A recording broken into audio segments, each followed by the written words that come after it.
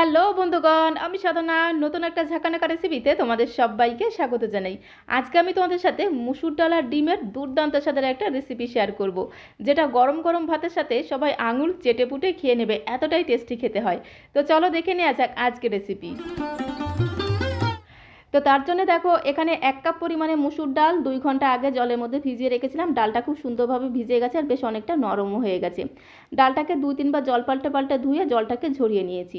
আর এদিকে দেখো, আমি নিয়েছি 3টে ডিম। আজকে এই ডিম আর মুসুর ডালের দুর্দান্ত স্বাদের একটা রেসিপি তোমাদের সাথে শেয়ার করছি, যেটা গরম গরম ভাতের সাথে খেতে জাস্ট অসাধারণ টেস্টি লাগবে। এখন ডিমগুলোকে ভেঙে নিতে হবে। তার জন্য একটা চামচ দিয়ে খুব সুন্দর করে একদম ঢিসুম ঢিসুম করে ডিমগুলোকে ভেঙে নিতে হবে। তো দেখো, 3টে ডিমকে একদম ঝাঁকানাকা করে ভেঙে নিয়েছি। এখন এই ডিমগুলোকে একটু ফেটিয়ে নিতে হবে।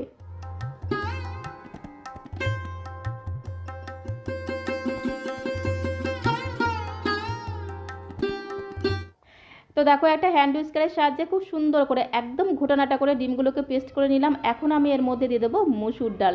তবে মুসুর ডালগুলোকে এইভাবে গোটা গোটা দিলে চলবে না, মুসুর ডালগুলোকে পেস্ট করে নিতে হবে। তার জন্য এখানে আমি একটা মিক্সিং জার নিয়েছি। মিক্সিং জারের মধ্যে সমস্ত ভেজানো মুসুর ডালগুলোকে দিয়ে খুব সুন্দর করে পেস্ট করে নেব। তোমরা চাইলে কিন্তু শিলনোড়াতেও খুব সুন্দর করে একদম ঝাঁকানাকা করে বেটে নিতে পারো, তাতে কোনো সমস্যা নেই। এখন আমি এর মধ্যে দিয়ে দিলাম 1/2 ইঞ্চি মতো আদা কুচি, দিয়ে দেবো 2টো কাঁচা লঙ্কা আর 1 মুঠো ধনে পাতা। এইভাবে ডাঁটি শুদ্ধ খুব সুন্দর করে ধুয়ে পরিষ্কার করে দিয়ে দিতে হবে। তাহলে যেমন সুন্দর টেস্ট হবে, কালারটাও দেখবে দুর্দান্ত হবে।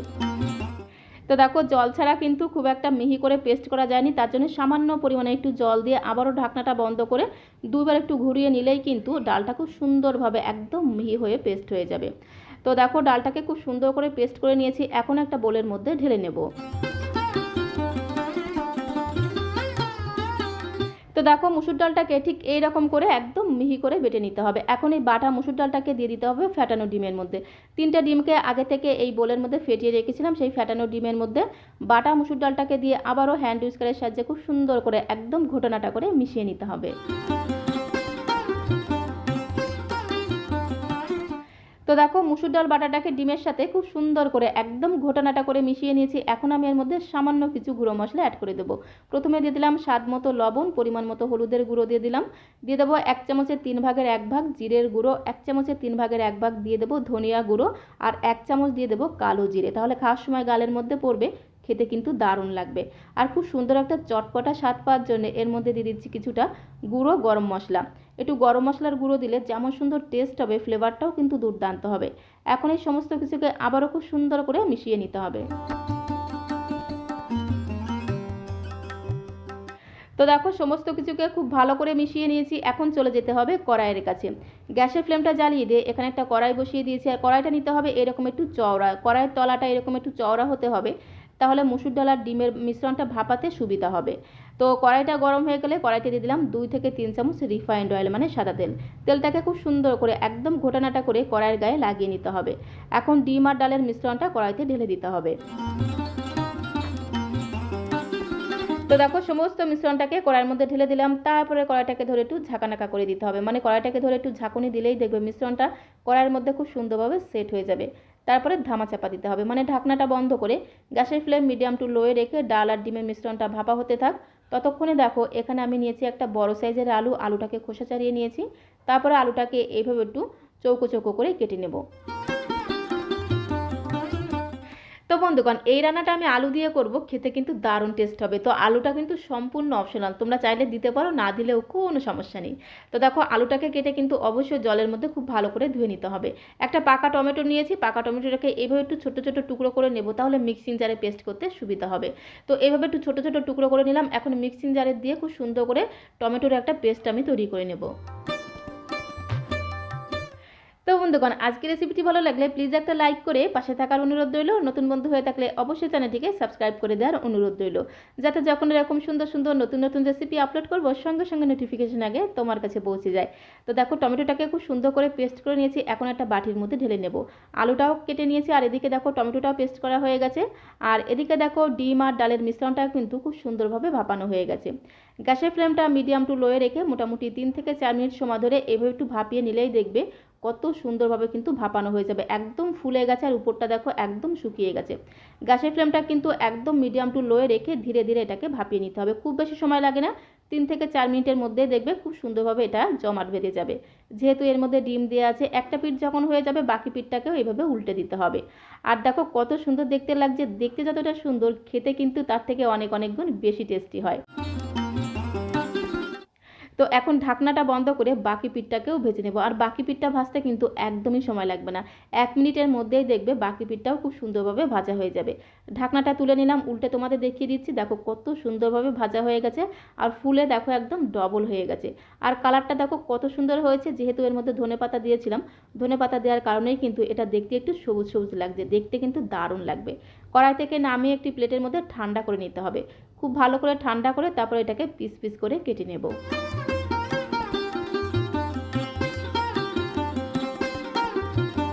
তো মোটামুটি একটু ঠান্ডা করে নিয়েছি, তারপর একটা ছুরি দিয়ে খুব সুন্দর করে একদম ঝাঁকানাকা করে এইভাবে চৌকো চৌকো পিস করে কেটে নেব।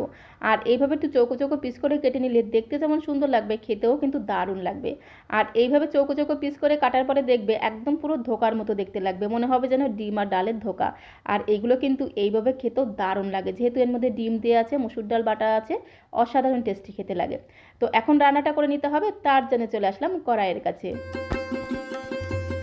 গ্যাসের ফ্লেমটা জ্বালিয়ে দিয়ে কড়াইটা যখন গরম হয়ে যাবে দিয়ে দেবো 2 থেকে 3 চামচের মতো রিফাইন্ড অয়েল, মানে সাদা তেল। রান্নাটা আমি সাদা তেলে করছি, তোমরা চাইলে কিন্তু সর্ষের তেলেও করতে পারো, তাতে কোনো সমস্যা নেই। তেলের মধ্যে দিয়ে দিলাম সামান্য একটু লবণ, লবণ দিয়ে আলুগুলোকে ভেজে নেব। তো এখন কেটে রাখা আলুর পিসগুলোকে দিয়ে খুব সুন্দর করে নেড়েছে একটু লাল লাল করে ভেজে নিতে হবে, তাহলে আলুগুলো খেতে কিন্তু দারুণ লাগবে। ঠিক এইরকম একটু লাল লাল করে ভেজে নিতে হবে। তো আলুগুলো ভাজা হয়ে গেছে, এখন একটি পাত্রে তুলে নেব।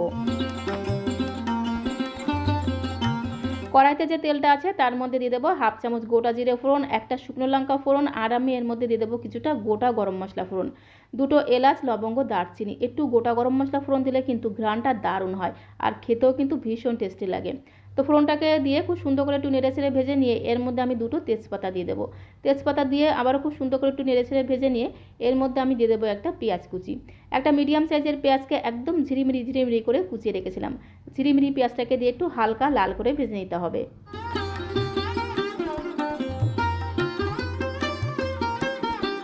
তো দেখো পেঁয়াজটাকে হালকা লাল করে ভেজে নিয়েছে, আর পেঁয়াজটা দেখো অনেকটা নরমও হয়ে গেছে। এখন এর মধ্যে দিয়ে দেবো রসুন বাটা, 3 কোয়া রসুনকে খুব সুন্দর করে বেটে রেখেছিলাম। তো রসুন বাটা কিন্তু খুব বেশি দেওয়া যাবে না, তো 3 কোয়া রসুন বাটা দিয়ে পেঁয়াজের সাথে একটু ভেজে নিতে হবে।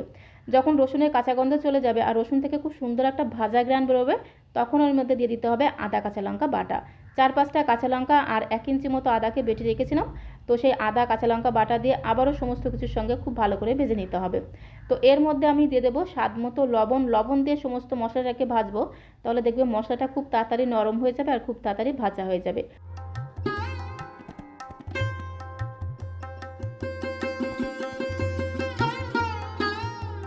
তো স্বাদ মতো লবণ দিয়ে পেঁয়াজ, রসুন, আদা, কাঁচা লঙ্কাটাকে খুব সুন্দর করে ভেজে নিয়েছি, মশলার কাঁচা গন্ধ চলে গেছে। এখন আমি এর মধ্যে কিছু গুঁড়ো মশলা অ্যাড করে দেবো। প্রথমে দিয়ে দিলাম পরিমাণ মতো হলুদের গুঁড়ো, 1 চামচের 3 ভাগের 1 ভাগ জিরের গুঁড়ো, 1 চামচের 3 ভাগের 1 ভাগ ধনিয়া গুঁড়ো। সমস্ত মশলাটা কিন্তু আমি খুবই অল্প পরিমাণে দিচ্ছি। আর খুব সুন্দর একটা রঙের জন্য দিয়ে দিচ্ছি 1 চামচের 3 ভাগের 1 ভাগ কাশ্মীরি লাল লঙ্কার গুঁড়ো। তোমরা যারা ঝাল লঙ্কার গুঁড়ো খেতে পছন্দ করো অবশ্যই ঝাল লঙ্কার গুঁড়ো দিতে পারো, তাতে কোনো সমস্যা নেই। দিয়ে দিলাম টমেটো পেস্ট, একটা টমেটোকে খুব সুন্দর করে পেস্ট করে রেখেছিলাম। এখন এই গুঁড়ো মশলাটাকে প্রথমে টমেটোর সাথে 2 মিনিট সময় ধরে খুব ভালো করে কষিয়ে নেব। কোনো রকম জল দেবো না, জল ছাড়াই কিন্তু গুঁড়ো মশলাটাকে টমেটোর সাথে কষিয়ে নিতে হবে। প্রতিদিন একই রকমভাবে মশলা না কষিয়ে যদি একটু আলাদা আলাদাভাবে মশলা কষানো হয়, তাহলে দেখবে ঝোলের টেস্টটাও কিন্তু আলাদা হয়, খেতেও কিন্তু বেশ ভালো লাগে। তো 2 মিনিট সময় ধরে গুঁড়ো মশলাটাকে প্রথমে টমেটোর সাথে ভালো করে কষিয়ে নিয়েছি। তারপরে এর মধ্যে দিয়ে দিলাম সামান্য পরিমাণে একটু জল। জলটাকে দিয়ে আরও 2 থেকে 3 মিনিট সময় ধরে মশলাটাকে কষিয়ে নেব। তো তার আগে এর মধ্যে দিয়ে দেবো আলু, আলুটাকে ভেজে রেখেছিলাম, সেই ভাজা আলু দিয়ে দিলাম, আর 3টে দিয়ে দেবো চেরা কাঁচা লঙ্কা। এখন আবারও গ্যাসের ফ্লেমটা মিডিয়াম টু লোয়ে রেখে 2 থেকে 3 মিনিট সময় ধরে মশলাটাকে আলুর সাথে খুব ভালো করে কষিয়ে নেব।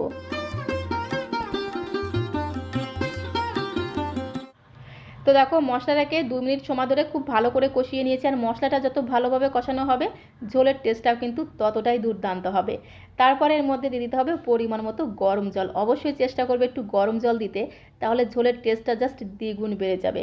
তো আগে থেকে বেশ কিছুটা জল গরম করে রেখেছিলাম, পরিমাণ মতো গরম জল দিয়ে খুব সুন্দর করে একদম ঘোটানাটা করে মিশিয়ে নিতে হবে। ঝোলের পরিমাণটা একটু বেশি দিতে হবে, যেহেতু ধোকা কিন্তু অনেকটা ঝোল টেনে নেবে, তাই ঝোলের পরিমাণটা একটু বেশি দিতে হবে। এখন ধামা চাপা দিতে হবে, মানে ঢাকনাটা বন্ধ করে গ্যাসের ফ্লেম মিডিয়াম টু লোয়ে রেখে 2 থেকে 3 মিনিট সময় ধরে ঝোলটাকে রান্না করে নিতে হবে। এতে কি হবে, আলুটা খুব সুন্দরভাবে সেদ্ধ হয়ে যাবে। তো তোমাদের দেখিয়ে দিচ্ছি, দেখো আলুটা কত সুন্দর সেদ্ধ হয়ে গেছে। এইভাবে 2 থেকে 3 মিনিট রান্না করার পরে একটু চেক করে দেখবে যে আলুটা ঠিকঠাক মতো সেদ্ধ হয়েছে কিনা। যখন আলুটা খুব ভালোভাবে সেদ্ধ হয়ে যাবে তখন এর মধ্যে দিয়ে দিতে হবে ধোকাগুলোকে। ডিম আর মুসুর ডালের ধোকাগুলোকে দিয়ে খুব সুন্দর করে নেড়ে চেড়ে ঝোলের সাথে মিশিয়ে নিতে হবে। তো বন্ধুগণ, এখানে তোমাদের একটা কথা বলে রাখি, এই রেসিপিতে ডিমের পরিমাণটা যত বেশি হবে খেতে কিন্তু ততটাই টেস্টি হবে। আমি 1 কাপ পরিমাণে মসুর ডালের সাথে 3টে ডিম দিয়ে রেসিপিটা বানিয়েছি, তোমরা চাইলে কিন্তু 4টে ডিমও দিতে পারো, তাহলে খেতে আরও বেশি টেস্টি হবে। তো এই সময় আমি এর মধ্যে দিয়ে দিলাম স্বাদ মতো একটু চিনি দিলে কিন্তু স্বাদের ব্যালেন্সটা ঠিকঠাক থাকবে, খেতেও কিন্তু দারুণ লাগবে। চিনিটাকে দিয়ে খুব সুন্দর করে নেড়েচেড়ে মিশিয়ে নিয়ে ধামা চাপা দিতে হবে, মানে ঢাকনাটা বন্ধ করে গ্যাসের ফ্লেমটা মিডিয়াম টু লোয়ে রেখে আরও 2 থেকে 3 মিনিট সময় ধরে রান্না করে নিতে হবে। তো এখন আমি তোমাদের আরও 2 থেকে 3 মিনিট পরে ঢাকনাটা খুলে দেখাচ্ছি, রান্নাটা কিন্তু একদমই রেডি হয়ে গেছে। তো বন্ধুগণ, সবশেষে এর মধ্যে দিয়ে দিতে হবে 1 চামচ বাটা গরম মশলা, মানে গোটা গরম মশলাটাকে শিলনোড়াতে বেটে সেই বাটা গরম মশলা দিয়ে দিতে হবে 1 চামচ। স্পেশালি এই ধরনের রান্নাতে আমি সবসময় বাটা গরম মশলাই দিয়ে থাকি, এতে যেমন সুন্দর টেস্ট হয় ফ্লেভারটাও কিন্তু দুর্দান্ত হয়। তারপরে দিয়ে দিলাম সামান্য কিছুটা ধনেপাতা কুচি। তো গরম মশলা ধনেপাতা কুচি দিয়ে খুব সুন্দর করে একটু নেড়েচেড়ে মিশিয়ে নিলেই কিন্তু দুর্দান্ত স্বাদের ঝোলটা একদমই রেডি হয়ে যাবে। তারপরে একটি বোলের মধ্যে আমি এটাকে সার্ভ করে দেবো। তো বন্ধুগণ, এই রান্নাটা এইরকম একটু ঝোল ঝোল রাখতে হবে, তবেই কিন্তু গরম গরম ভাতের সাথে খেতে অসাধারণ টেস্টি লাগবে, যাকে বলে একদম সবাই আঙুল চেটে পুটে খেয়ে নেবে। রেসিপিটি ভালো লাগলে প্লিজ একটা লাইক করে পাশে থাকার অনুরোধ রইল। আজকের মতো এই পর্যন্ত, সবাইকে অসংখ্য ধন্যবাদ।